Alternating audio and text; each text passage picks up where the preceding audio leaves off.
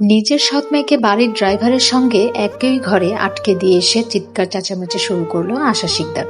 হঠাৎ দরজাটা ভেতর থেকে লেগে গেলে ভয়ে আরশি ছুটে গিয়ে ধাক্কাতে থাকে। বাইরে থেকে সৎ মায়ের চিৎকার ভেসে আসে, ভয়ে তার গলা শুকিয়ে যায়। একটু পরপর আহিলের দিকে তাকিয়ে ইশারায় বোঝায় কিছু একটা করো। এদিকে আহিল বিরক্ত হয়ে কপাল কুঁচকে দরজা খোলার চেষ্টা করে, কিন্তু কিছুতেই খুলতে পারে না। কয়েকবার ব্যর্থ হয়ে শেষে আবার খাটে বসে পড়ে। নিজের ঝামেলাই শেষ হয় না, তার উপর নতুন ঝামেলা এসে জট বেঁধেছে। ওইদিকে আরশি কুকড়ে বসে ফুপিয়ে কাঁদছে। আজ তার সঙ্গে ভালো কিছু হবে না, এ কথা সে ভালোভাবেই বুঝতে পেরেছে। সবার শাসন আর সৎ মায়ের কড়াকড়িতে বাড়িটা তার কাছে অসহ্য লাগে।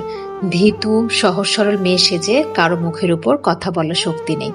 এই বাড়িতে তার মতের কোনো মূল্যই নেই, ইচ্ছেরও দাম নেই, যেন সে কেবল কাঠের পুতুল। নিজের সৎ বোনের চেয়ে বেশি সুন্দরী হওয়ায় তাকে তার সৎ বোন ও সৎ মা সহ্য করতে পারে না। ইতিমধ্যে বাড়ির সবাই সেখানে ভিড় জমালো। গভীর গলায় ইদ্রিস শিকদার বললেন, কি হয়েছে আশা, এত চিৎকার করছো কেন? আশা চোখ মুখ কালো করে রাগে চেঁচিয়ে উঠল, দেখুন তো আপনার সে আদরের নাতনি আজ কেমন লজ্জার কাজ করছে। বাড়ির মান সম্মান সব শেষ করে দিচ্ছে। ড্রাইভারের সঙ্গে ঘরের ভেতর দরজা বন্ধ করে ফষ্টি নষ্টি করছে। আশার মুখে এমন কথা শুনে মুহূর্তেই তেতে উঠলেন আনোয়ার শিকদার। কঠিন দৃষ্টিতে তাকিয়ে তিনি গর্জে উঠলেন, মুখ সামলে কথা বলো আশা, আমার মেয়ে এমন কাজ কোনোদিনও করতে পারে না। আনোয়ারের প্রতিবাদে আশা আরো রেগে আগুন হয়ে উঠল। তাচ্ছিল্যের ভঙ্গিতে বলল, বিশ্বাস হচ্ছে না তো, আচ্ছা তাহলে নিজেই গিয়ে দেখো। এই বলে সে হঠাৎ এগিয়ে গিয়ে জোরে রুমের দরজা ঠেলে খুলে দিল। দরজা খুলতেই ভেতরের দৃশ্য দেখে সবাই স্তব্ধ হয়ে গেল। ঘরের এক কোণে দাঁড়িয়ে আসছে আরশি, কাঁপতে কাঁপতে কান্নায় ভেঙে পড়ছে। চোখ লাল, মুখে ভয়ে সাদা হয়ে গেছে।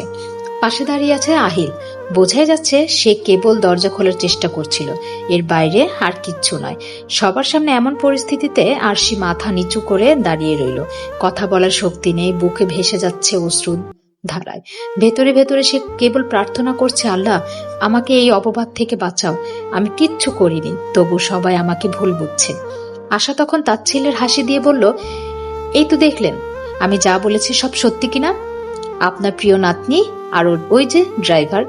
কথা শেষ হবার আগেই আনোয়ার শিকদার বজ্র কণ্ঠে চেঁচিয়ে উঠলেন, চুপ, চুপ করো, একেবারে চুপ করো আশা। আমি আমার মেয়েকে খুব ভালো করে চিনি, এই চোখের সামনে তাকে বড় করেছি। সে কোনোদিন এরকম নোংরা কাজ করতে পারে না। আশা এবার আর থামল না, সামনে গিয়ে এক ঝটকায় আরশির চুলের মুঠি ধরে টেনে দাঁড় করালো। কান্নায় ভেঙে পড়ল মেয়েটা।